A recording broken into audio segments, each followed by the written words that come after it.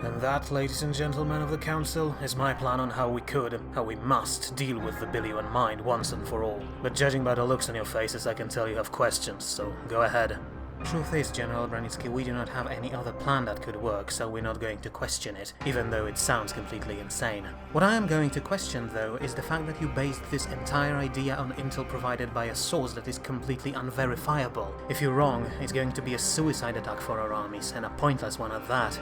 That is true, I'm afraid, but this is the best intel we're going to be able to get. Operator Rook here is, despite her young age, the best empath in Task Force Ethereal and within Commonwealth itself, and I have utmost trust in her skills. Her intel checks out, I'm sure of it. And what does empath means exactly?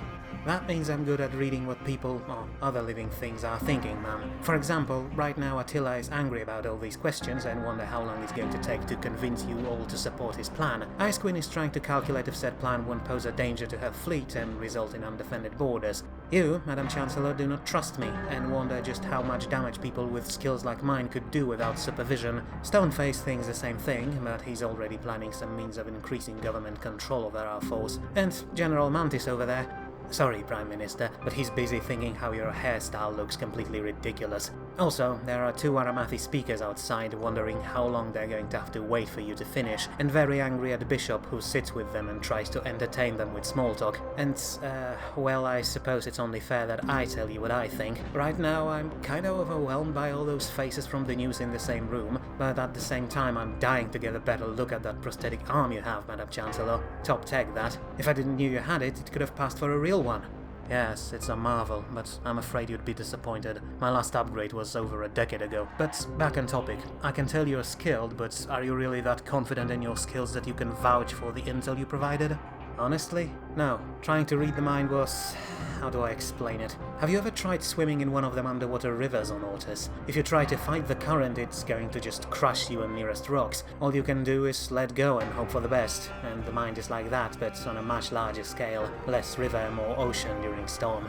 And its thoughts are so unlike any other I've seen. I can read minds of other alien species without issue, but back there it was just a series of images and sounds and random scattered thoughts. They do follow a pattern because the mind is a living, organic being, but it is a being that spans across several solar systems. Everything we see, every drone, every ship, every planet, is a part of the mind, so it thinks on a scale that is incomprehensible to us. But more than that, it is a parasite. It has no goal other than to survive and propagate itself, and no real sentient intelligence, other than the one it stole from original Billions some unknown time ago.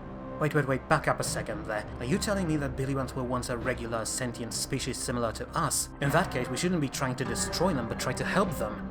It's too late for that, ma'am. The drones you see on vids are nothing but parts of the same organism used by the mind since it's the most useful form for menial tasks. The Billions, real ones, have been dead for centuries, maybe even millennia by now. The mind isn't sure of that itself. It also doesn't know where it came from, whether it was developed by old Billions themselves or introduced by some third party. All it knows is that one day it just appeared on the surface of Voice and began to consume everything in its path in order to grow. And it does exactly the same thing now, although on a much larger scale. I see. So, if what you say is true, then we truly must destroy it. But tell me, are you absolutely certain that following General Braninsky's plan will eliminate it? As I said, no. It's very probable, but there's no way to tell for sure. Very well. It may not be much, but I'd say it's enough to convince the rest of the Council. But we're not going to march into it blindly. Before we can start this operation, we must be prepared for everything. Time to mobilize our industry once again. Now, Chancellor, sorry for breaking in, but we've just received a top priority message from High Command, and since all our top officers are here... Understood, Secretary. What's the message? It's from Fedgren Union. One of their recon ships recently had a run-in with Imperial Patrol and was destroyed. That it? The Union decided to inform us that Empire is insane? Not just that, the ship had some experimental sensors on board and managed to gather some data on that Imperial craft and send it back home before it was destroyed. Most of it was corrupted because of Imperial jamming, but data from external scopes was mostly intact, so we have some close-up pictures of their ship. Here, let me get them on screen. Look at the side of it. Bloody... oh, fuck me. Is this some human thing where you all suddenly stop moving and go even paler than usual? Alright people, focus. Prime Minister, can you use your information network to find out if one of our private shipyards built a vessel like that for some loaded joker? Already on it, but look at those weapons readings. A private shipyard could build a hull like that, but there is no way they could lay hands on those weapons without someone noticing. It must be real. So, you all got surprised because it looks similar to our ships, yes? Well, our ships are similar to Alir ones, and it's not that, General Aspinaka. It's about its name. Name? Oh, you mean it's written in a script that's similar to your own? But that's not that surprising, is it? I mean, the Shalani are using half of your letters in their own writing and have been long before they met you. Still, I wonder what that name could mean. HMS Caledon has a nice ring to it.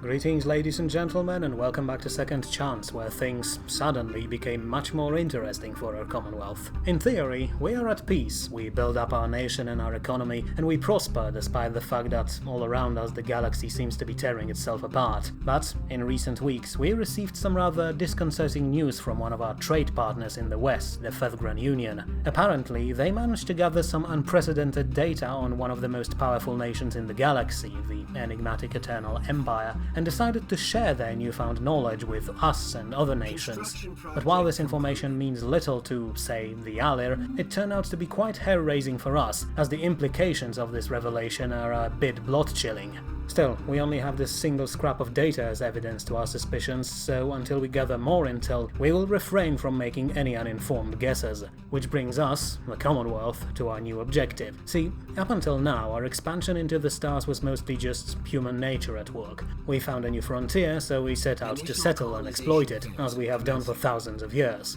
But now, with this new information in our pockets, the Council decided to direct our efforts towards something more tangible, namely understanding the Eternal Empire, as well as the rest of our tiny galaxy. Accomplishing that, however, will be a bit more difficult than just sending out a few explorers. Because of galactic politics, we have absolutely no access to the Empire, as we are blocked by Deux on one side and Thadrakos and Yanari on the other. But we can bypass that problem by developing one of the projects that was presented when our Project Starhome was improved in recent years, namely a massive observation station called a Sentry Array. Basically, this facility would be nothing but a huge city-sized space station dedicated solely to observation and scanning of our galaxy.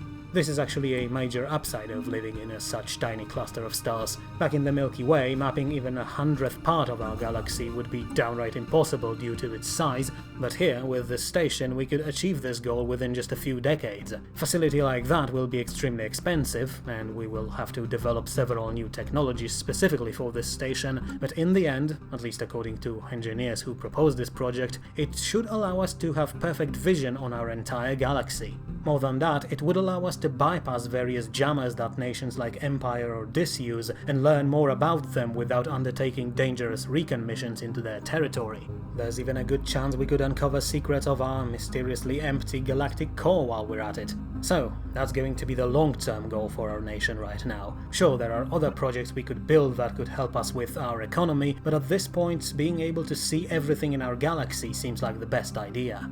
But, as was said, this is going to be the long-term goal. As for the short-term one, after long preparations and some very dangerous missions undertaken by our psionic operatives from Task Force Ethereal, we now finally have a plan of eradicating the Billion Mind from the galaxy. We may have won all our other conflicts against them in the past, but this hive mind proved repeatedly that until it's completely wiped out, it will always return stronger and more determined to destroy us.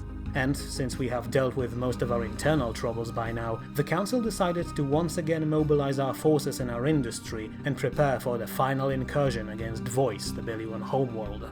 We're not going to rush into the battle immediately though. New armies have to be recruited to bolster our ground forces. Our fleet needs to be equipped with newest, most efficient weapons to make short work of any defenders the Mind will throw at us. Plus, of course, wars tend to be rather expensive, so first we must make sure that our economy can sustain our forces while they are far away from home. So, time to continue our second wave of expansion.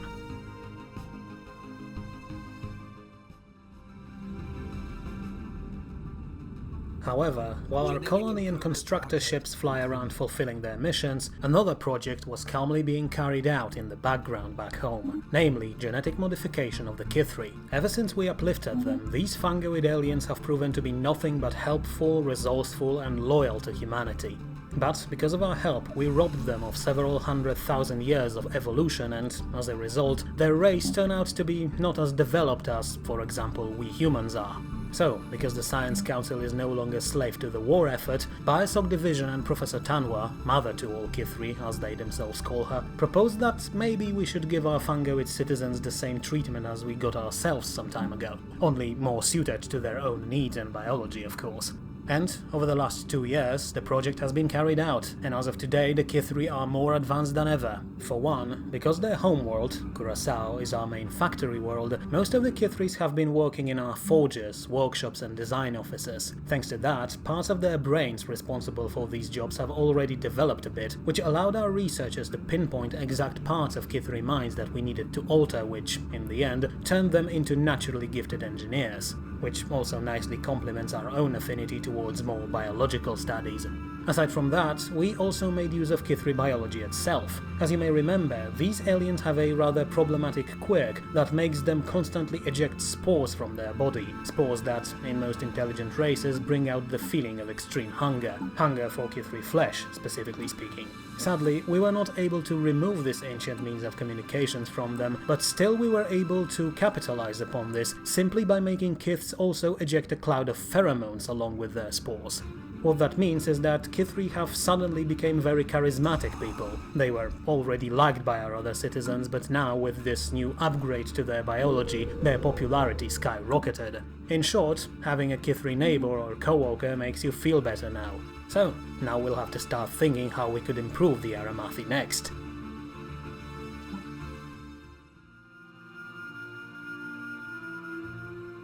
Now, the galaxy may be mostly explored and colonized by now, but that doesn't mean that we are done with new discoveries. On the contrary, planets like Moros prove that the more we explore our very own space, the more secrets we can still find. And, recently, one of such secrets was uncovered on Varuna, that ocean world with psionically active underwater wildlife.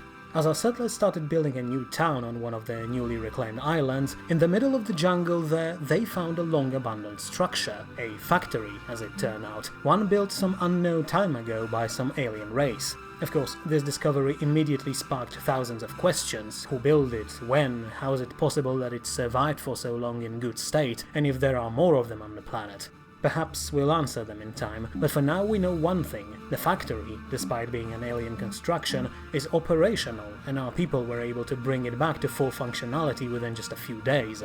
A development like that will surely boost the economy of our new colony there, but still we probably should send some research teams there, just in case. After all, discovery like that is all too convenient, so we should ensure that it won't just randomly blow up in our faces.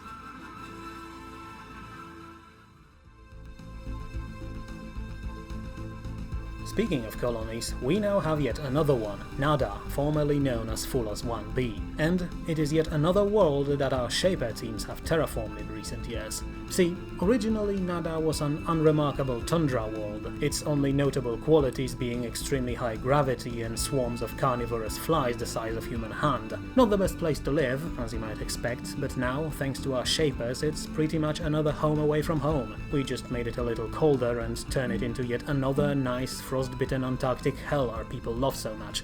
Sadly, we weren't able to do anything about high gravity, so life there won't be a piece of cake, but other than that, the place is perfect for humanity. And, like our other colonies, it's bound to create some interesting variants of regular humans, probably very short and stocky ones, built to withstand the gravitational pull of their new home. And, of course, there is yet another planet in this system, a glacial one which we want terraform since it has very interesting ecosystem, so Nada could be used as a base for colonization efforts there. Still, the system itself is dangerously close to Yanari border, so perhaps before we focus on expansion we should first make sure that our new colony is sufficiently protected. Last thing we need is losing colonies to Yanari slavers.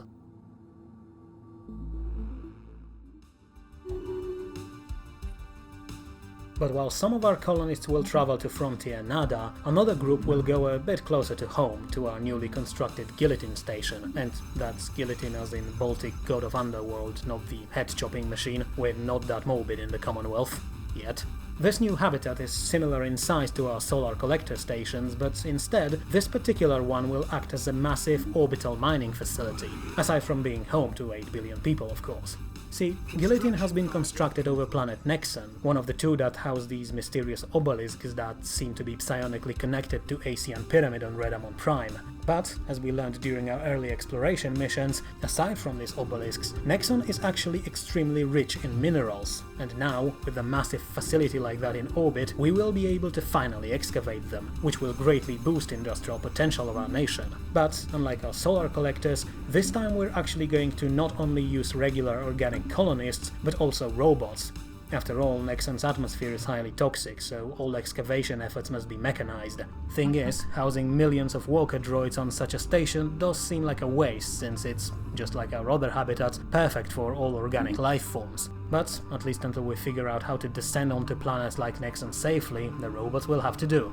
Also, conveniently for the government, Guillotine Station has been finished exactly in time for yet another election campaign, and it seems that Chancellor Lin is going to once again win with an overwhelming lead over any other candidates. Come to think of it, at this point she may even be more popular than Chancellor Tessa was during his prime. Then again, it's kind of obvious. Despite acting as a Chancellor, Lin still is a former leader of the Xenoist Party, which is by far the largest one in our society. Again, no surprise there given just how many races live within our borders.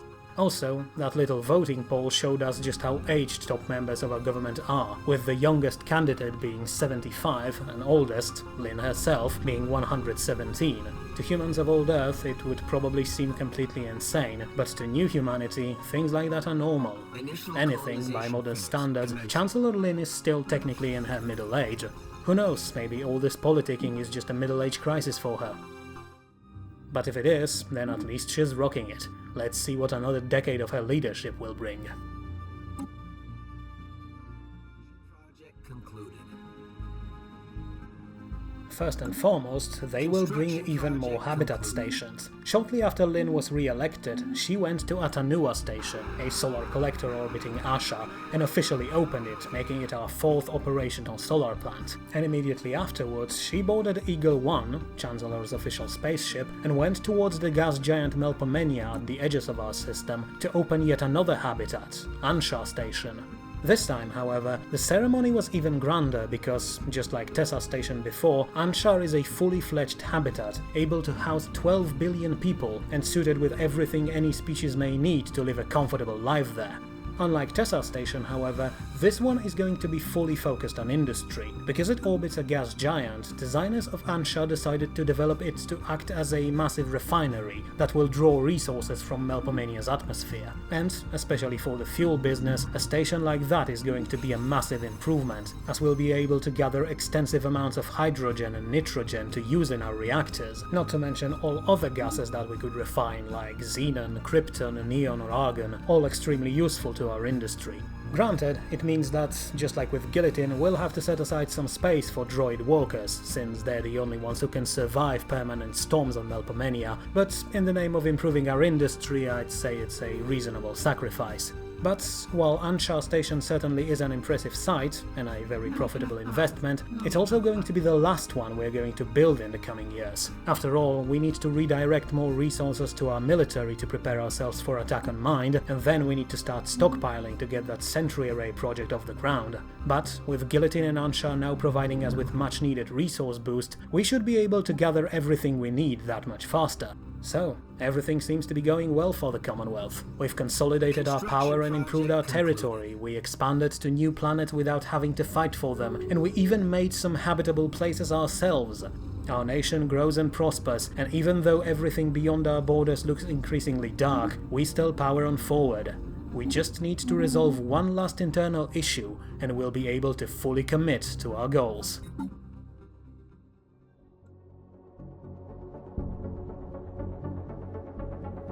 There he is, our dear Prime Minister in the flesh, and according to sensors and my spotters, he really did came alone. No, that's a surprise. Expected him with an army of spec-ups, to be honest. Still, I think that's your cue to leave, Chief. Don't worry, I'll keep the establishment safe and sound. You and your staff can get back in the morning and get back to work like nothing happened. And here, a little gift from the organization. Buy your kids something nice, eh? Now go on, scram. Now, let's see that fancy drink cabinet. Good evening, Mr. Ishii. You're late, but I'm glad you made it safe and sound. Come on, take a seat. There's no reason to not be civil about this. You want something to drink? Glass of water. I don't drink during work hours. Understandable. I'll just pour myself a little one and here we go, we can get to business. Though, I admit, I'm still surprised you actually decided to accept the invitation. I thought that you, of all people, would rather see us eradicated.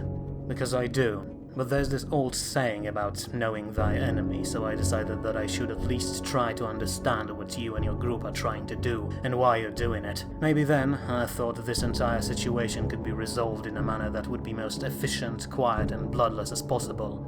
Glad to hear it, but I said everything you needed to know in my message to the people. You manipulate us, you use us as tools, and you have no respect for individual lives. You may have your reasons for acting like that, but that's hardly an excuse. That is why we want to get that colony ship operational and leave to build a society that would be free of your constant lies. So you say. Not sure how a single colony ship would let you achieve that, but alright. Though, of course, there is no ship, right? There was never any private shipyard building it. Instead, the organization you work for tries to bring back that failed one from 80 years ago from the bottom of an ice lake on Ortus. Except you can't, because this bloody thing is a radiation hazard. But you don't even have to do that. All of you can just leave and go wherever you please. Well, not you, since you are a wanted fugitive, but all citizens who support your ideas can just pack up and leave at any time. And go where? To other countries where governments act just like you? Or into the void where they would have to scramble for survival day after day? You surely know that in order to build a new society we need infrastructure first, and I do not want to hear it, General Drakovich. 5 years ago we could have made a deal, but the situation has changed, General, and it has changed for the worse. For you, for me, and for entire Commonwealth. We are left without allies, and Council and people will never accept joining any of existing federations. The North is falling apart, and the mind is a thread that grows with every passing day. So now, more than ever, Commonwealth needs unity in order to survive what awaits us, and anything that weakens that unity will, even indirectly, benefit people like Deux or Imperials or the mind itself. Which is why, as of today, your organization is no longer a separatist faction. You have all been classified as traitors and will be treated accordingly. Within the next 2 hours, Marshal forces will perform a series of raids on your safe houses all across the Commonwealth. Of course, there is no need for violence. The Marshals have been ordered to use only non-lethal weapons and treat rank-and-file operatives of your group with leniency. Hell, most of them will probably walk away from this with a fat stack of credit in their pockets. After all, they are just poor, misguided idealists with good intentions. No need to punish them for that, especially if they'll cooperate. But as for the top brass, they're going to be invited to a private meeting with a special task force, and will remain there until we learn who put them up to this. And before you ask, I made sure that external comms in this entire district are jammed until the raids are over, so don't bother trying to warn them. All that leaves only you on the board.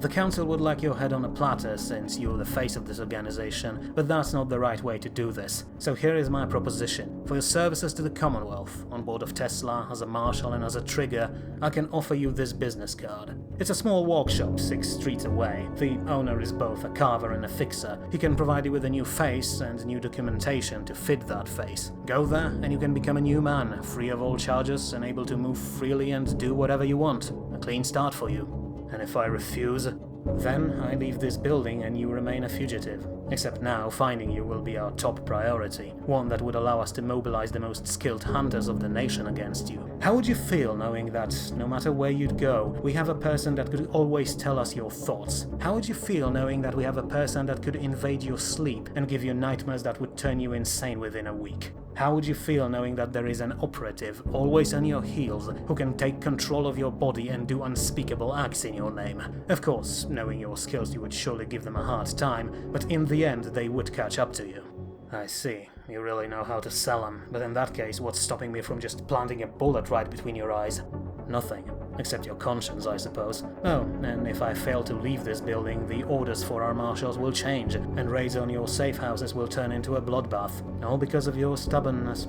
You would really do this, wouldn't you? Of course. I devoted my life to unity of the Commonwealth, and it is not just an empty phrase. So if that's all, I will be leaving. You have 2 hours to make your decision. But before I go, let me tell you something. Ever since I saw you during that transmission, I wondered how it was possible that you were alive. It took me a few years to piece it together, with Tanwar and others helping out. See, there is this peculiar thing that makes certain clones, 1 in 27,000 exactly, to retain memories of their original template. And then, when we realized that your organization had agents in Minerva facility, I started to wonder what is more probable. That you survived an artillery strike that vaporized everyone around you, or that some organization that stole thousands of DNA samples from us over the years used that particular quirk of cloning to remake you as their mouthpiece. We may never know, but perhaps it doesn't really matter. Anyway, I hope you will make the right decision. I wish you a peaceful and prosperous life, General Dragovich, whatever it may turn out to be.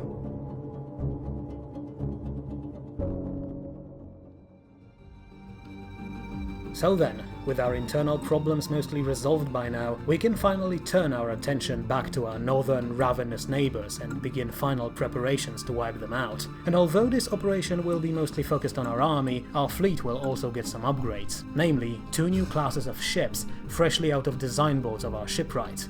The first one is going to be the Firebrand-class electronic attack cruiser, a vessel very similar in design to our support cruisers, but, unlike them, focused on disrupting the enemy instead of supporting our own fleet. Basically, this 2-kilometer-long vessel is packed to the brim with the best equipment for electronic warfare, as well as a crew of specialists who can operate these systems. The result is a ship that can, on its own, hack into computers of entire enemy fleet and scramble their internal systems. But its most important quality is the ability to disrupt enemy deflector shields, reducing their efficiency by around 25%, while also slowing down their recharge speed. So, it basically makes enemy fleets much weaker from the very beginning of any engagement, as we are able to start dealing actual damage much faster, since we don't have to focus on overloading shields so much. Sadly, all that specialized equipment leaves very little place for weapons, but on the other hand, a ship like that is not really expected to ever engage enemy vessels on its own. If anything, if it gets into a firefight, it means that we did something very wrong. Plus, as you might expect, all the equipment on board of Firebrand is rather expensive, so we should always make sure it remains at the back of our fleet, away from any potential threats.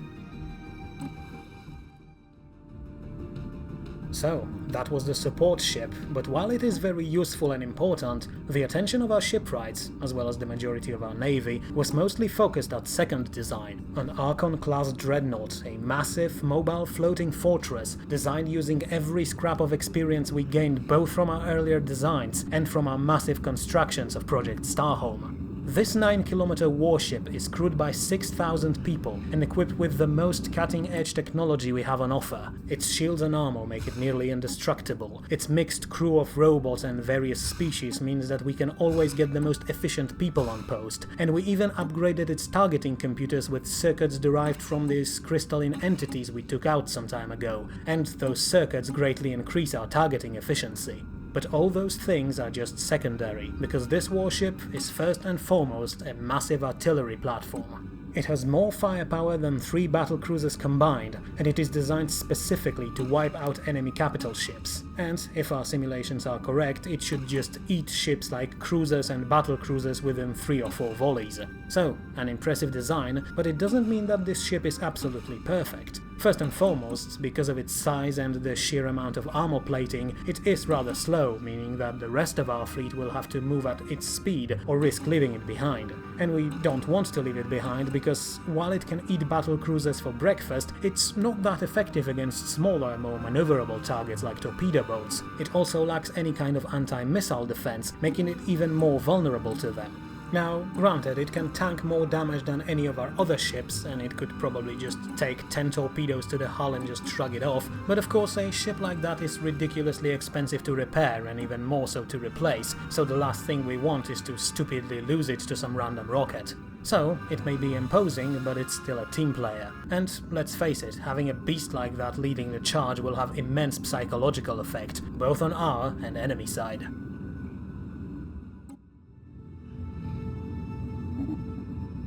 And here we can take a look at the first of our new designs fresh off the Curaçao shipyard, the CSV Firebrand. Originally, our shipwrights wanted to focus on building the dreadnought first, but to their surprise, Admiral Ibrahim decided that this electronic attack cruiser would be more important. She argued that, unlike Archon, Firebrand is a rather complicated tool to use, so she wanted to get the ship in her fleet as quickly as possible to train the crew and ensure that they will know how to cooperate with the rest of Manticore during future battles. The dreadnought only needs to fire its massive guns and look intimidating, so we can wait for it a few months longer.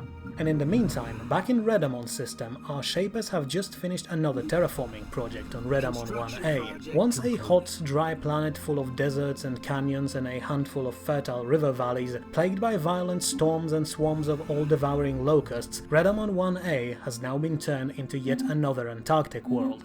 Which was actually surprisingly simple, since this time all we had to do was to just lower the temperature by around 50 degrees. And immediately after Shapers gave all clear, the governor of Redamon Prime commissioned a colony ship and sent it there, making it the very first planet to be colonized by humans not originating from Ortus itself. So we now have another world, rather uncreatively named Redamon Secundus, to develop, but because it's so close to our capital as well as Redamon Prime and Amaterasu Station, it shouldn't be even remotely problematic. And hey, we found Asian Pyramid in this system already, maybe we'll find something just as amazing on this new world as well. But speaking of new things, you might have noticed that in the Labs of Minerva, our Bioshock division has just devised something that they're not going to show on any science fair. Basically speaking, we used our knowledge of genetics and cloning to design creatures that could be used as living weapons.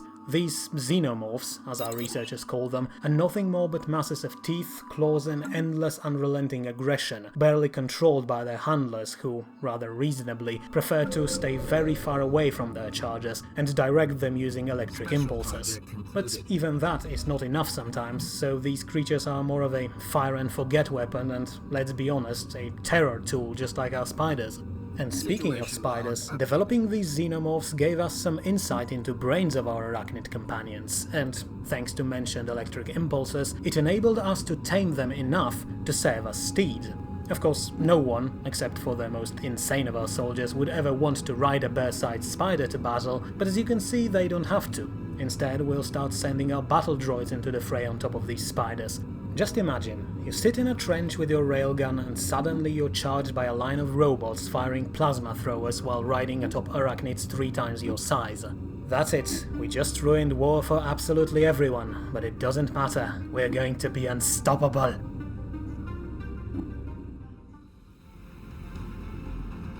And speaking of unstoppable, on the 19th of June 2287, our new dreadnought CSV Archon was officially put into service in the orbit above Curaçao, with a ceremony similar to the ones we witnessed during opening of our habitat stations. In theory, a vessel like that should remain in secret for as long as possible, but considering its size and the amount of effort and resources it took to build it, it was simply impossible to keep it hidden for long, and the Council decided to make an official parade for it.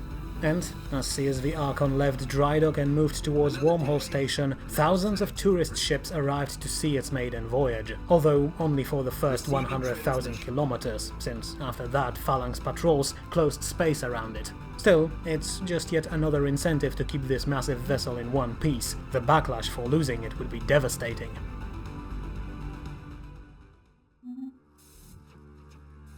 So, it's time to go to war. Our armies have gathered in Yadran home system, and the fleet has just joined them to provide escort. And by the way, you can see just how massive our dreadnought is when compared to our other vessels. Anyway, we're not going to declare war just yet. See, during our last war with the Mind, we managed to reach their home system by building wormhole stations inside their territory. After we retreated, though, these facilities were abandoned since it would be impossible to keep them from being overrun. So, in order to actually reach Biliwan homeworld, we need to move into Utkavongo space, and fortunately they have no issues with that, and use stations we chartered from them. So, after that quick stop at Mazaka, we're going to move north and strike at the Mind from the west, hopefully for the last time.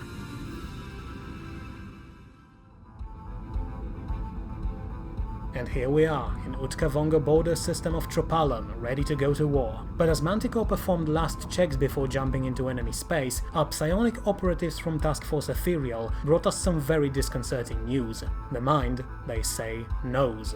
It knows we're coming for it, and it took steps to prepare for our arrival. The sensor data from our fleet and Utkavonga observation stations confirm that. There is a ton of movement in Billion space, and their planets seem to be boiling with activity, looking like nests of enraged hornets. So, that's it for element of surprise, but if we're lucky, then the mind simply expects yet another conquest-oriented incursion into its territory, and does not suspect what we're actually planning. Because we are not going to war to conquer anything. No, we are going there to eradicate the mind itself and burn its very home to the ground.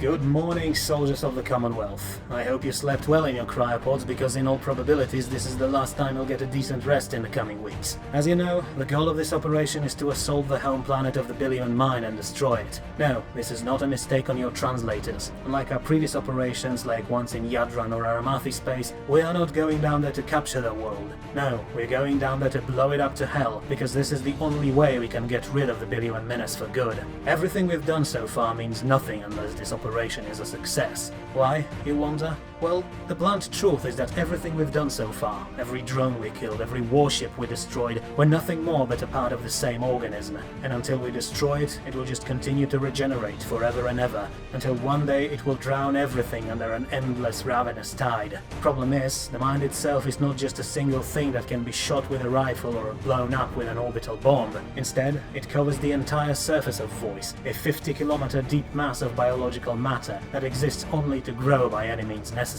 I'll be honest with you, we're not ready to fight something like that. We don't even understand how something like that can exist, but now, thanks to General Branitsky, we at least have a plan.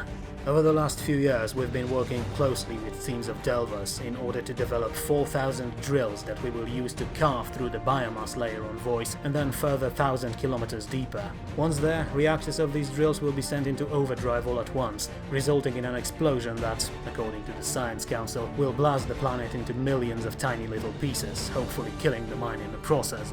And even if it won't, it should be enough to completely remove the outer, infected layer of the planet and flood it with magma from the core and lower mantle. So, our job down there will be simple: ensure that those drills reach their destination, no matter what the mine will do to stop us. That's all there is to it.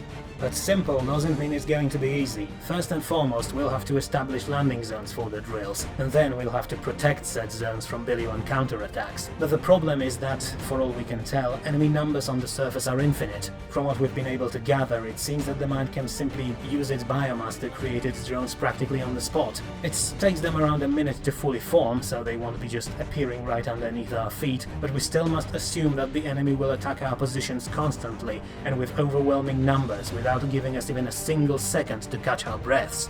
Which leads us to the second issue. If we were just drilling into the surface of regular planet, it would have taken us 3 or 4 days, but underneath the surface there is around 45-kilometer layer of swirling liquid biomass that could sweep our drills aside. Because of that, they have been devised to move very slowly through this layer and generate extreme heat while they're at it, in order to sort of cauterize the opening they'll be making and turn it solid to prevent flooding. How long it's going to take, we cannot tell. It may be a week, it may be a month, it may be even more, and all the while we will be under constant attack, which is why the Council authorized us to quadruple the usual dosage of combat stimulants during this operation. Even that may not be enough though, so we will adjust as necessary.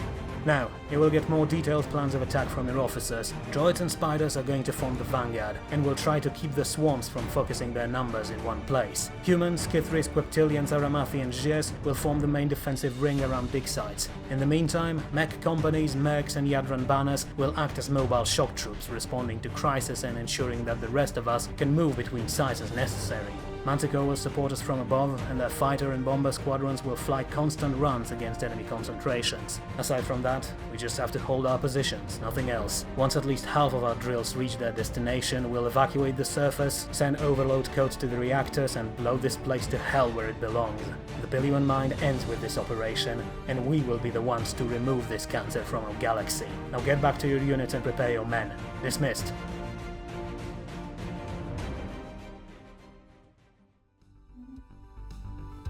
Here we are then, alien system, billion home, and a source of problems for billions of people across the galaxy. As you can see, our fleet moved in first to secure the jump point for our armies. Would be a short invasion if our transports got intercepted at the very beginning. But, to our surprise, billion fleet is not here. So either our agents were wrong about the mind knowing about our plans, or perhaps we really were lucky and they just expected an attack elsewhere. Regardless, it means that our armies can jump into Iliant immediately, while our fleet can move in and clear the way. Enemy ships may not be here, but they still have a spaceport in orbit, and it would be enough to completely mess up our invasion fleet. Now, in theory, we should probably wait for the transports to move together, but because of our new dreadnought, Manticore has lost quite a lot of its mobility, so we can send it ahead and our transport will still be able to catch up, assuming nothing will intercept them, of course. Although, as you can see, enemy forces are not as powerful as we expected them to be. Their fleet in another system is just a tiny collection of vessels that couldn't stand up to Manticore, and as we saw in their home system, they only have one spaceport operational, which means they probably weren't able to fully rebuild after our last raid during Utkavonga War.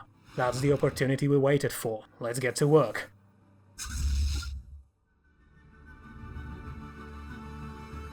The first target is, of course, Billy-1's spaceport orbiting voice. Its guns could seriously damage our invasion fleet, but they pose almost no threat to Task Force Manticore, so it should be easy. And useful, because such easy engagement is a perfect opportunity to test out our new warships. Performance of CSV Firebrand actually exceeded our expectations here. The crew was able to hack into Billy-1 computer system and open dozens of airlocks across the station and managed to temporarily disable several weapons, making this fight even easier. As for CSV Archon, you can see that her captain decided to ignore our regular tactic of wide, two-pronged flanking maneuver and just charged on forward, guns blazing, which was actually part of the test as well. See, we know how our guns perform, we've seen them in action enough times already to have a rough estimate of their power. What we really wanted to find out was just how resilient our new dreadnought is, and by presenting it as such an obvious target, it immediately drew attention of every gun emplacement on enemy station. But, despite that concentrated fire, Billy-1s weren't even able to scratch the paint on CSV Archon, while it retaliated with barrage that completely demolished the station in just few volleys. So, now that the only obstacle between us and Voice is removed, Manticore can move in and begin bombardment of the planet to make way for our ground forces. The first phase is over, time for the main event.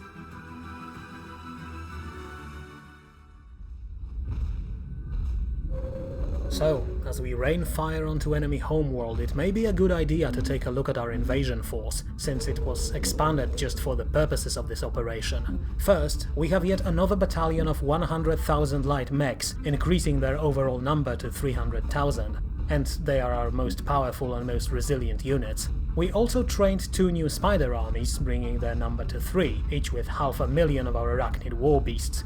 And finally, we greatly increased our infantry corps. Aside from original 6 million humans, 6 million Kithris and 1 million mixed mercenaries, we now also have 2 million Queptilians from New Beginning, 2 million Aramathi from New Sajar, 2 million Jirs from Frozen New Valin, and finally, 4 million Yadran swordsmen trained by Commonwealth Blademaster. Altogether, it means that our force now numbers 23 million infantry, 300,000 mech pilots plus another 300,000 support engineers. Add to that various support personnel like, say, spider handlers or droid maintenance, and of course our 6 million clones, and our army is just around 30 million people. But, as we have heard during briefing, our numbers don't really matter since we're always going to be outnumbered down there. But we also don't have to win, we just have to hold on long enough for our delvers to dig into the surface and blow Voice to pieces. And, to that end, we're going to attack in 3 waves. First one is our droids and their spider steeds, pure shock troops sent down to the surface to clear the landing zones for the rest of our forces, and then just slaughter as many drones as they can. Basically, they are our sacrificial unit, used to draw Billy-1 Swarm's attention. Second wave is going to be most of our infantry and mercenaries, who will form the main defensive perimeter along our dig sites. Simple task, just dig in and hold on, but given enemy numbers it's not going to be easy. And finally, once our infantry secure their positions, third wave, our mechs, clones and Yadran swordsmen will land all around the planet to cause as much damage as possible to enemy swarms, while they're focused on the second wave. All the while, Manticore will provide fire support, while our bombers and fighters will constantly target enemy positions. After that though, there really is no plan. The enemy will send all its forces to eradicate us or force us to retreat, and we just have to hold on. But because we can't expect to break enemy morale, we must be prepared for constant, relentless assault on all our positions. And that's exactly what happens. Swarms upon swarms of drones crash into our lines, wildly firing their weapons or just charging to engage us in close combat. Our forces hold on, but the losses we take, especially on the first wave units, are mounting up at an alarming rate. Worse yet, our delvers reported a very alarming development. That semi-liquid biomass underneath solid surface of Voice is now swirling like sea during storm, greatly slowing down our drills. But then, just as suddenly as it began, Billy One Fierce attack stops. After nearly a month of constant slaughter, silence falls upon Voice. No shots can be heard and no movement can be seen. All around our positions, dead drones melt slowly into the ground, but aside from that, there is no Billy One activity. The silence continues for an hour, then second, then third. Below surface, our drills continue their slow journey downwards. It looks like we are victorious, but just as first cautious cheers start to sound over the comms, the planet itself rumbles and lets out a growl like an ancient mythical beast. And then, just like that, the slaughter begins again. New waves of drones rise from the ground, more grotesque and disfigured than those we fought few hours earlier. Our troops shoot them down, but whenever one of them falls, another takes its place. Soon they are everywhere, outside and inside our perimeters, and from the sky our bomber pilots report that the surface looks like an ocean now, moving and waving as endless hordes march towards tiny islands occupied by our people. In this moment, our soldiers realize they haven't won. They only took out a handful of first-wave defenders, and the Mind has far more drones in store for us. The battle for Voice begins again.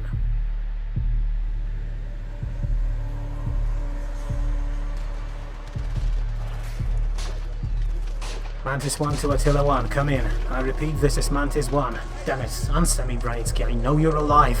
Sorry, Mantis 1. Things got a bit hectic here, fast in recent hours. My command post got overrun and we had to retreat towards battalions that are still relatively intact. Had to leave my wounded behind though. How many? All of them. Manticle's shuttles were not enough to evacuate every position, but we're holding for now, just linked up with a company of clones and some Queptilian stragglers, and we've dug in near one of the drills, so we should be fine for now. At least those wounded gave us some time to regroup. How's it looking on your end? Just as bad as on yours. I have drones literally 2 meters away from me, clawing at my command deck. We're doing our best to hold them off, but my infantry takes too high losses too fast, so we were forced to tighten our perimeters to avoid being overrun. Not good. We need those positions intact to protect dig sites. Speaking of, do you know how many of them are still operational? I'm in my mech fighting alongside the rest of my units, so I don't have access to our intel network. We lost over 1,000 dig sites by now, and more are getting swarmed by the minute. At this rate, we'll lose all positions within the next 24 hours. Shit, what the hell happened here, boss? I thought we had them. So did I. But after we dealt with that first wave of defenders, Rook called me from orbit. Apparently, when we wiped out all its drones, the Mind realized what our plan is and went into a full blood rage. It strained itself more than it ever did creating these new drones, but it means that it will stop at nothing to wipe us out, or at least force us to retreat. So that's why they're looking even more scary than before. It probably tries to mold them as fast as possible without even bothering to make their form efficient. Hell, at this point most of them around here don't even look like regular drones, but like writhing masses of claws and teeth. Same here, but as long as they can rush us and fire those rifles, they're still a threat. And at this rate, they will be enough to deal with us. When I was leaving my command post, casualties were around 60%. We can't sustain that for much longer. It's actually around 78% now. The Billy Ones broke our lines in at least 4 places and swamped several divisions before we could organize a response. Fuck, that 60% was just 2 hours ago. Alright, we need to adjust the plan. Look, we've lost 1,000 drills, but that means we still have another 1,000 to spare. How long before they reach their destination? 2 more days, but as you said, we won't be able to survive that long. Maybe we don't have to. Look, I just asked one of my engineers to run a simulation, and he says that if we detonate all these reactors at once in 2 hours, the explosion should be enough to flood the surface with lava from the planetary core. That's our only option right now, but that's on me. You, Aspin, you contact the fleet and organize evacuation of all non-critical forces. Focus on the wounded first. Yes, sir, but we don't have enough transports to get everyone off-world within these 2 hours. Then prioritize, General, and be quick about it. If we lose another 500 of these drills, we won't have enough power to destroy the planet. So get to it, and I'll see you back in orbit. Attila out. Alright, my guys, new orders. Get to the nearest drill site and dig in. Block them with your mechs if you have to. We have to hold on just a while longer, so let's make Commonwealth proud.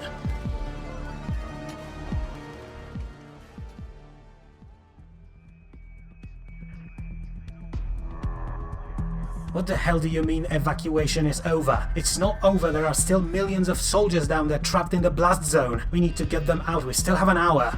No, we do not. Look, I know how it looks on the ground, but you know shit! You sit here above it all in your immaculate iron uniform, while down there we have wounded soldiers knee-deep in guts of their comrades. Perhaps, but the order came from General Branitsky himself, and he's in charge of this operation. In fact, he already transmitted detonation codes. Voice will explode within next 15 minutes. What? General Aspinaka, during that last hour, our ground troops lost another 300 dig sites. If Branitsky detonates all reactors right now, then at the very least our casualties won't be for nothing. But if they wait and lose even a few more of them, then this entire operation will be a failure, and all those deaths will be in vain. Do you understand now? Yes, I understand. And can you at least tell me how many soldiers you managed to pick up? 2 million. 2 million. Just... Mr. Henriksen, escort General Aspinaka to sickbay. He needs rest just as much as the rest of his men. Alright, time to get out of here. Attention Manticore, this is Admiral Ibrahim. The last shuttle has just docked with CSV Mithril, so we're leaving for high orbit to avoid potential damage if that explosion scatters debris into the sky. Assume combat formation and move out. Ibrahim out. And... Attila 1, I don't know if you can hear me down there, or if you're even alive anymore, but it's been an honor to serve with you.